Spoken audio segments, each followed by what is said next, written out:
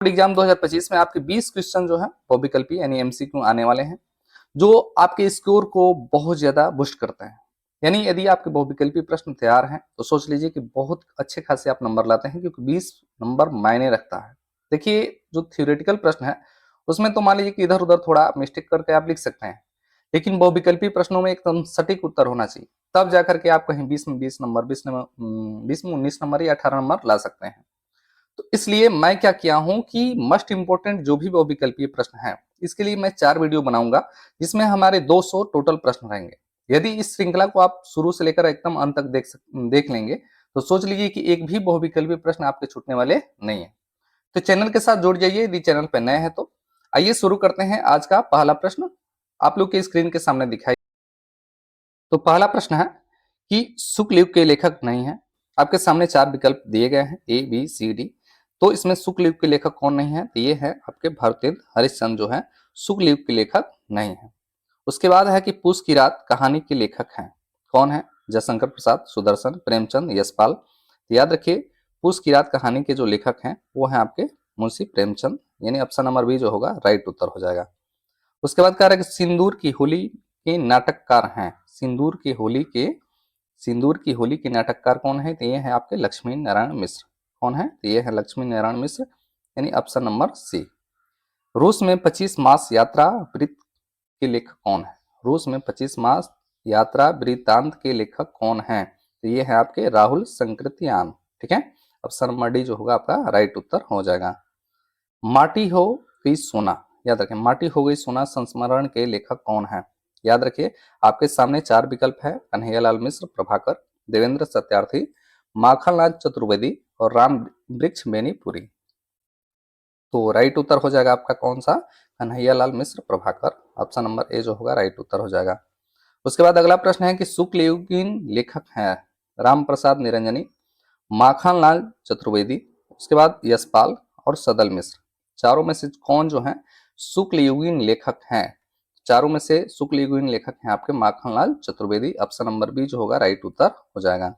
चलिए चलते हैं अगले प्रश्न पे। यहाँ तक वीडियो देखते हुए आ गए हैं तो प्लीज आपसे रिक्वेस्ट है कि चैनल को सब्सक्राइब कर लीजिएगा। वीडियो यदि पसंद आता है तो लाइक जरूर करिएगा। चलिए अगला प्रश्न है किशोरीलाल गोस्वामी की रचना है, कौन सी है?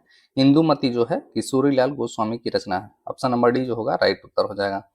संस्कृति और सभ्यता निबंध के निबंधकार हैं, याद रखिए, संस्कृति और सभ्यता निबंध के निबंधकार कौन है? तो ये है आपके Ramchandra Shukla. Option number C जो होगा राइट उत्तर हो जाएगा। उसके बाद अगला प्रश्न है कि चंद्रगुप्त रचना की विधा है, चंद्रगुप्त रचना की कौन सी विधा? निबंध है कि नाटक है कि उपन्यास है कि कविता? याद रखिए, कह रहा कि चंद्रगुप्त जो है रचना की कौन सी विधा है? तो ये है आपका नाटक।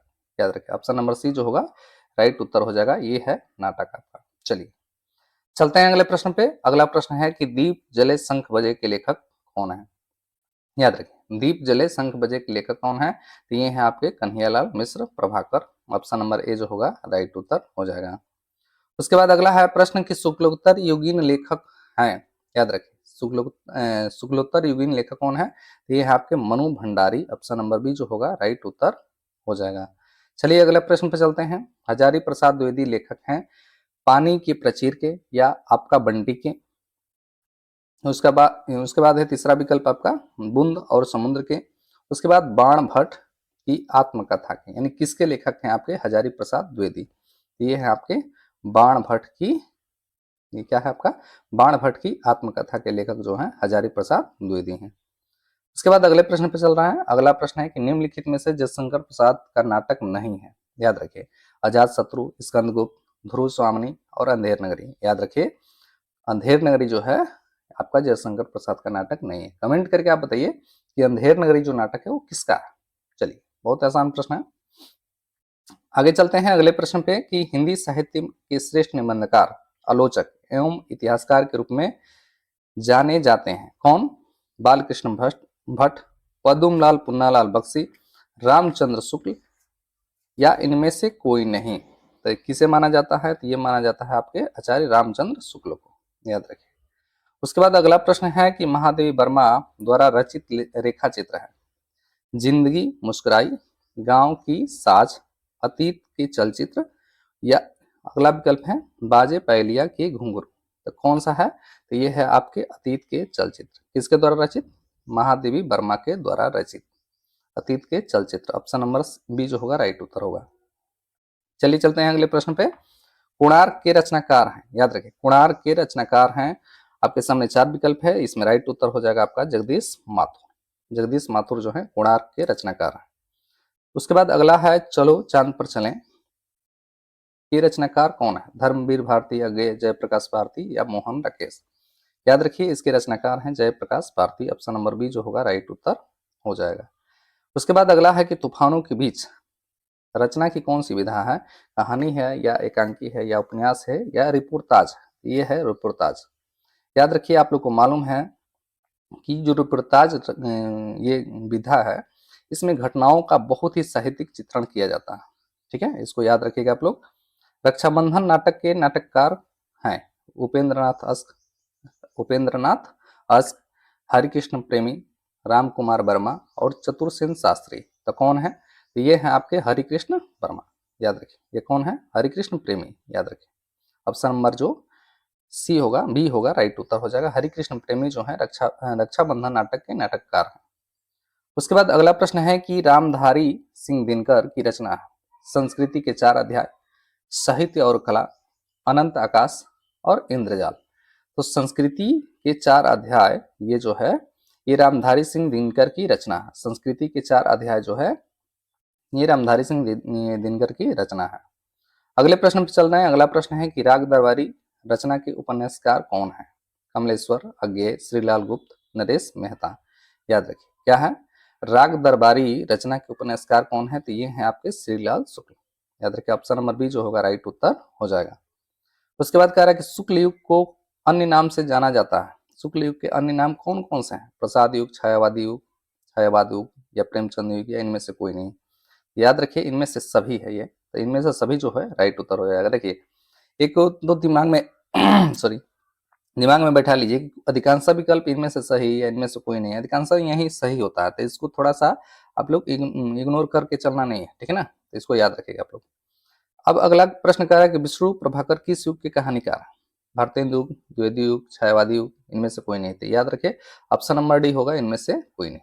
चलिए उसके बाद कह रहा है कि आचार्य रामचंद्र शुक्ल प्रसिद्ध हैं कहानी लेखन के लिए या आलोचना साहित्य के लिए या उपन्यास लेखन के लिए या नाटक लेखन के लिए? तो याद रखिए आलोचना साहित्य के लिए जो है ये आचार्य रामचंद्र शुक्ल फेमस है। आगे है कि गोदान उपन्यास के लेखक हैं। याद रखिए गोदान के लेखक कौन है? बहुत ही आसान प्रश्न, आप लोगों को मालूम है गोदान के लेखक कौन है? मुंशी प्रेमचंद। फिर कह रहा है कि नीड़ का निर्माण फिर के रचनाकार हैं कौन है? याद रखिए ये हैं हरिवंश राय बच्चन। याद रखिए। उसके बाद अगला है कि झूठा सच उपन्यास के लेखक कौन है? झूठा सच उपन्यास के लेखक हैं यशपाल। याद रखिए झूठा सच उपन्यास के लेखक कौन है? ये हैं यशपाल। उसके बाद अगला प्रश्न है कि छायावाद की मुख्य प्रवृत्ति है। छायावाद की मुख्य प्रवृत्ति क्या है? श्रृंगार और प्रेम की वेदना, यानी ऑप्शन नंबर सी जो होगा राइट उत्तर हो जाएगा। छायावाद की मुख्य प्रवृत्ति क्या है? श्रृंगार और प्रेम वेदना। आगे कह रहा है कि नीड़ का निर्माण फिर किस विधा की रचना है? क्या है? जीवनी है कि आत्मकथा है कि रेखा चित्र है कि एकांकी है? तो ये है आपकी आत्मकथा। याद रखिए नीड़ का निर्माण फिर जो है ये आत्मकथा है।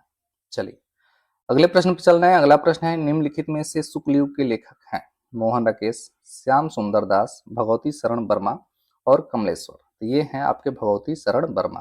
ठीक है, चारों में से शुक्ल युग के लेखक हैं भगवती शरण वर्मा। ऑप्शन नंबर बी जो होगा राइट उत्तर हो जाएगा। चलिए उसके बाद कह रहा है कि निम्नलिखित कथनों में से कौन सा कथन सही है? तो निम्नलिखित कथनों में से सही है आपका पहला कथन, शशांक के रचनाकार आचार्य रामचंद्र शुक्ल है। ऑप्शन नंबर ए जो होगा आपका राइट उत्तर हो जाएगा। उसके बाद अगला प्रश्न है कि परीक्षा गुरु किस विधा की रचना है? तो याद रखिए परीक्षा जो गुरु है ये है आपका उपन्यास। ऑप्शन नंबर सी जो होगा राइट उत्तर हो जाएगा।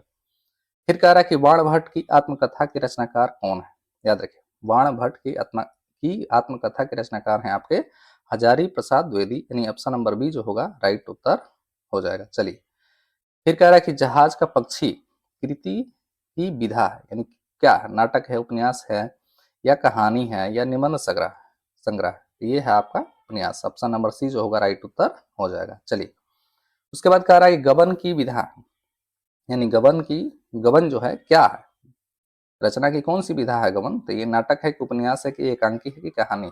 याद रखिए, ये भी आपका उपन्यास है। ऑप्शन नंबर सी जो होगा राइट उत्तर हो जाएगा। उसके बाद कह रहा है कि कंकाल के लेखक हैं कौन? मुंशी प्रेमचंद, निराला, जयशंकर प्रसाद, रामचंद्र शुक्ल। ये हैं आपके Jaishankar Prasad. Option number B जो होगा राइट उत्तर हो जाएगा। उसके बाद कह रहा है कलम की सिपाही कृति है, यानी कौन किसकी कृति है? धर्मवीर भारती की। कलम की सिपाही जो कृति है वो किसकी है? धर्मवीर भारती की, अज्ञेय की, जैनेन्द्र की या अमृत राय की?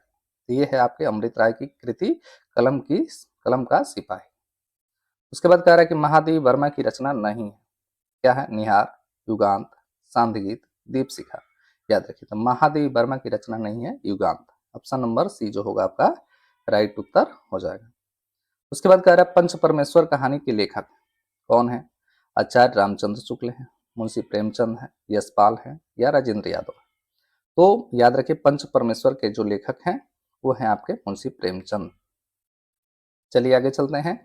अगला है कि जयशंकर प्रसाद का नाटक नहीं है। ध्रुव स्वामिनी, लहरों के राजहंस, चंद्रगुप्त और स्कंदगुप्त। याद रखिए, कह रहा है कि जयशंकर प्रसाद का नाटक नहीं है, तो लहरों का राजहंस जो है ये जयशंकर प्रसाद का नाटक नहीं है। ऑप्शन नंबर सी जो होगा राइट उत्तर हो जाएगा।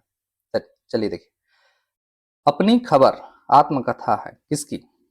पांडे बेचन शर्मा उग्र की, हरिवंश राय बच्चन की, डॉक्टर राजेंद्र प्रसाद की या श्याम सुंदर दास की? तो अपनी खबर आत्मकथा किसकी है? पांडे बेचन शर्मा उग्र की। चलिए, शेखर एक जीवनी उपन्यास के लेखक कौन है? शेखर एक जीवनी उपन्यास के लेखक कौन है? धर्मवीर भारती, प्रेमचंद, फणीश्वर नाथ रेणु, उसके बाद अज्ञेय। तो चौथा विकल्प हमारा राइट उत्तर हो जाएगा। अज्ञेय जो है ये शेखर एक जीवनी उपन्यास के लेखक है। उसके बाद आगे है प्रश्न चिंतामणि के रचयिता हैं डॉक्टर राम कुमार वर्मा, आचार्य रामचंद्र शुक्ल, जयशंकर प्रसाद और प्रेमचंद। याद रखिए, अरे चिंतामणि के लेखक कौन है? तो ये हैं आपके आचार्य Ramchandra Shukla. Option number C जो होगा राइट उत्तर हो जाएगा। अगले प्रश्न पे चलते हैं। अगला प्रश्न है शुक्ल युग का नामकरण किस विद्वान के नाम पे किया गया? याद रखिए, शुक्ल युग का जो है नामकरण किस विद्वान के नाम पे किया गया? जानते हैं सब लोग, बहुत ही आसान प्रश्न है। आचार्य रामचंद्र शुक्ल के नाम पे जो है शुक्ल युग का नामकरण किया गया। सेवा सदन उपन्यास के लेखक, याद रखें, सेवा सदन उपन्यास के लेखक कौन है? तो ये है आपके Munshi Premchand. Option number C जो होगा राइट उत्तर हो जाएगा। फिर कह रहा है कि शुक्ल युग के नाटककार निम्नलिखित में से कौन नहीं है? याद रखिए, कह रहा है कि शुक्ल युग के नाटककार निम्नलिखित में से कौन नहीं है? जयशंकर प्रसाद, डॉक्टर राम कुमार वर्मा, हरिकृष्ण प्रेमी और भारतेंद्र हरिश्चंद्र। याद रखिए, भारतेंद्र जो हरिश्चंद्र है ये शुक्ल युग के नाटककार नहीं है। फला हम लोग का प्रश्न यही था, याद रखें। फिर कह रहा है कि प्रसिद्ध आत्मकथा क्या भूलू क्या याद करूं के लेखक कौन है? याद रखें, क्या भूलू क्या याद करूं के लेखक कौन है? तो ये है हरिवंश राय बच्चन। याद रखिए, ऑप्शन नंबर ए जो होगा राइट उत्तर हो जाएगा। उसके बाद अगले प्रश्न पर चलना है। कह रहा है कि निम्नलिखित में से कौन प्रसिद्ध यात्रा साहित्यकार है? जयशंकर प्रसाद, राहुल संकृत्यान, उसके बाद प्रेमचंद, हजारी प्रसाद द्विवेदी। तो ऑप्शन नंबर जो सी होगा हम लोग का राइट उत्तर हो जाएगा। यात्रा वृत्तांत के लेखक यही है राहुल ये जो भी यात्रा साहित्यकार है, यानी बहुत ज्यादा इनका यात्रा वृत्तांत मिलता है, ठीक है ना। तो राहुल संकृत्यान जो है ये आपकी यात्रा एक प्रकार के प्रसिद्ध यात्रा साहित्यकार है। चलिए, उसके बाद अगले प्रश्न पे चलते हैं। साकेत किस युग की रचना है? साकेत जो है किस युग की रचना है? तो ये है द्विवेदी युग की। याद रखिए, ऑप्शन नंबर बी जो होगा राइट उत्तर हो जाएगा। उसके बाद अगला प्रश्न है और अंतिम प्रश्न है इस वीडियो का। यदि आप लोग कमेंट करते हैं तो मैं जस्ट हो सकता है कि एक वीडियो फिर से आज हम अपलोड कर दें। कमेंट करते हैं तो इसके 200 महत्वपूर्ण जो विकल्पीय प्रश्न है मैं अपलोड कर दूंगा। इसमें से सोच लीजिए बाहर एकदम जाने वाला नहीं है। तो वीडियो यदि आपको पसंद आता है तो लाइक जरूर करिएगा, इसे अधिक से अधिक शेयर करिएगा, कमेंट करके आप जरूर बताएं आपको वीडियो कैसा लगा। जो भी प्रश्न आपसे पूछा गया है इनका जवाब देने का प्रयास जरूर करिएगा। चलिए, तब अगला प्रश्न है हम लोग का अंतिम प्रश्न कि भारत दुर्दशा किस विधा की रचना है? किस विधा की रचना है? तो भारत दुर्दशा जो है एक नाटक है। तो वीडियो आप लोगों को कैसा लगा कमेंट करके जरूर बताइएगा। मिलते हैं अगले वीडियो में, तब तक देखते रहिए आप लोग का अपना channel study with Rakesh sir. धन्यवाद।